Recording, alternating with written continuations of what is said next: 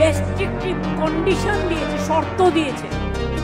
আমি বলি, তোমার এই কাগজটা দেখছো না, এই কাগজটার কোনো ভ্যালু নেই, এটা ভ্যালুলেস। আবার আমরা ক্ষমতায় আসবো, কর্মশ্রী 75 দিন এবারে কাজ হয়েছে, 70 দিন হয়ে গেছে, আরো 75 থেকে 80 দিন করব, আর 100 দিনের কাজ বাংলায় করবে। তোমাদের ভিক্ষে আমরা চাই না। তাই এই কাগজটাকে, এটা আমার নোট, গভর্নমেন্টের নোট, এটা সেন্ট্রাল গভর্নমেন্টের অর্ডার নয়, অর্ডারটা পড়ে দিলাম, ছিঁড়ে ফেলে দিচ্ছি। আমি এটাকে মনে করি অসম্মান, অপমান।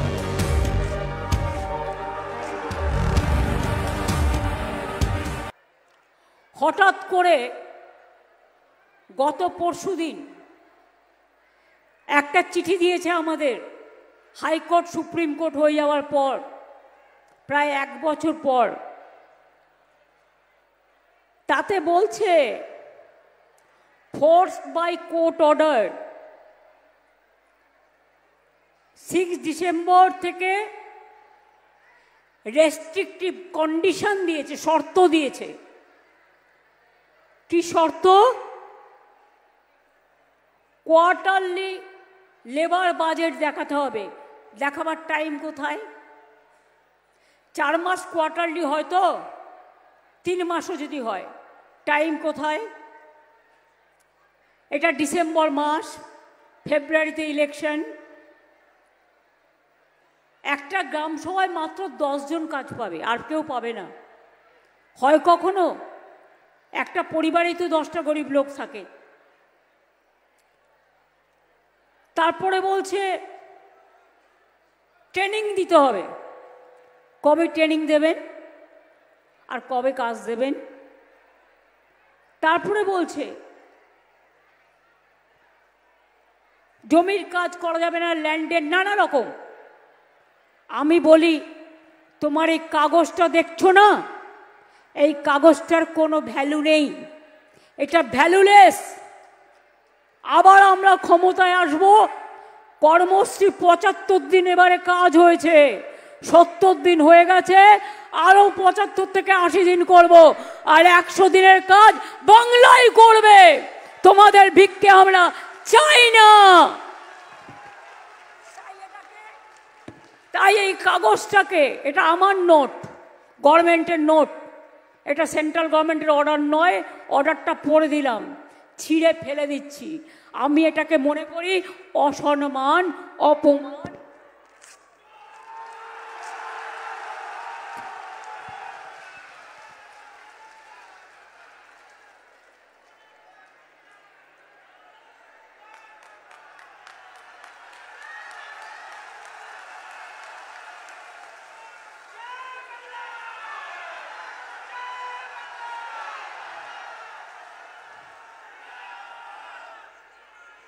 তোমাদের ভিক্ষে আমরা চাই না।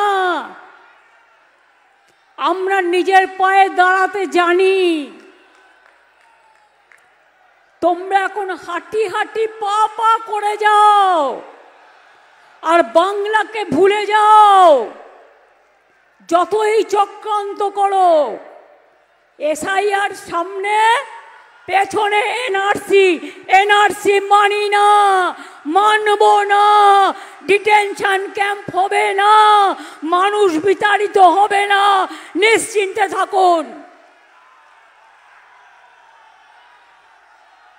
হিন্দুরা যদি গলার মালা হয়, রাজবংশীরা আমার গলার মালা, তপশিলীরা যদি আমার গলার মালা হয়, আদিবাসীরা আমার গলার মালা, হিন্দুরা যদি আমার, বৌদ্ধরা যদি আমার গলার মালা হয়, সংখ্যালঘুরাও আমার গলার মালা।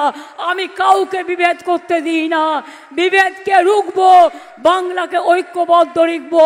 পঞ্চানন বর্মার গায়ে হাত দিয়ে, পায়ে হাত দিয়ে শপথ করে বলছি, আমরা রক্ষা করব বাংলাকে, রক্ষা করব বাংলাকে, রক্ষা করব বাংলাকে। আজকে বলুন তো মা বোনেরা আমার, 100 দিনের কাজ কত দিন ধরে বন্ধ? 7টা জেলার জন্য ভোট নেয় ওরা, কিন্তু কাজটা করি আমরা। আমরা প্রায় অনেকগুলো চা বাগান খুলে দিয়েছি, চায়ের মজুরি বাড়িয়েছি। মনে রাখবেন, এই উত্তরবঙ্গ জেলায় শুধু বিধবা ভাতা পায় 3,29,000 জন, 11,23,555 জন মানুষ বিধবা ভাতা, বার্ষিক ভাতা, বার্ধক্য ভাতা, জয় জহর, তপশিলি বন্ধু এগুলো পায়, মানবিক ভাতা। তাছাড়া আমরা নিয়ম করেছি, এখন আর 60 বছর হয়ে গেলে বিধবা ভাতার জন্য দরখাস্ত করার দরকার নেই। লক্ষ্মীর ভাণ্ডার যারা পান তারা নাম লেখাবেন, সারা জীবন পাবেন। 25 বছর বয়স থেকে যত দিন বেঁচে থাকবেন তত দিন পাবেন, আপনাকে নতুন করে আর নাম লেখাতে হবে না। 100 দিনের কাজ বন্ধ করে দিয়েছে কেন্দ্রীয় সরকার। হাইকোর্ট কবে অর্ডার দিয়েছে? আমাদের লোকেরা গেছিল দিল্লিতে আন্দোলন করতে, সব এমপির নামে কেস দিয়েছে, সব মন্ত্রীদের নামে কেস দিয়েছে, ট্রেন বাতিল করে দিয়েছে। ভাড়া করেছিলাম, ওখানে একটা চুনোপুটি মিনিস্টার, আধা মন্ত্রী টাইম দিয়েও দেখা করেনি, এত অসম্মান করেছে। 100 দিনের কাজে মনে রাখবেন, 22 সাল 21 সাল পর্যন্ত আমরা 1 নম্বরে ছিলাম ভারতবর্ষে। আবাস যোজনায় 1 নম্বরে ছিলাম, গ্রামীণ রাস্তায় 1 নম্বরে ছিলাম। হিংসা করে, হিংসার তো কোনো ওষুধ হয় না। হিংসার কোনো ওষুধ হয়? ওষুধ হয় না। 100 দিনের কাজ 4 বছর বন্ধ করে দিয়েছে, আবাস যোজনা বন্ধ করে দিয়েছে, গ্রামীণ রাস্তার কাজ বন্ধ করে দিয়েছে, হাইকোর্ট অর্ডার দিয়েছে, সুপ্রিম কোর্ট অর্ডার দিয়েছে। মনে রাখবেন, আমরা 2011 সালের পর থেকে 100 দিনের কাজে অনেক জাতীয় পুরস্কার পেয়েছিলাম। এটা আমাদের অপরাধ ভালো কাজ করা?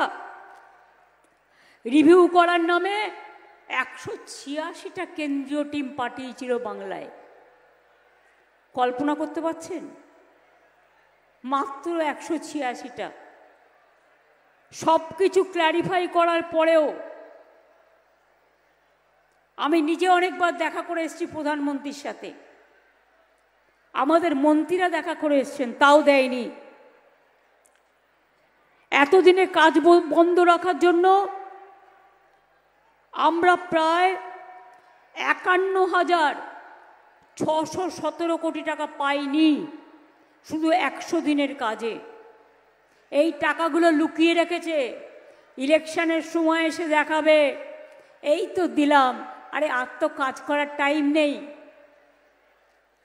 ফেব্রুয়ারিতে যদি ভোট অ্যালাউন্স হয়, এখন এসআইআর হচ্ছে, আপনি ডিসেম্বর মাসে যদি কিছু দেনও, মার্চ মাসে বাজেট শেষ, ফাইন্যান্সিয়াল ইয়ার শেষ, তখন বলবেন করতে পারলো না।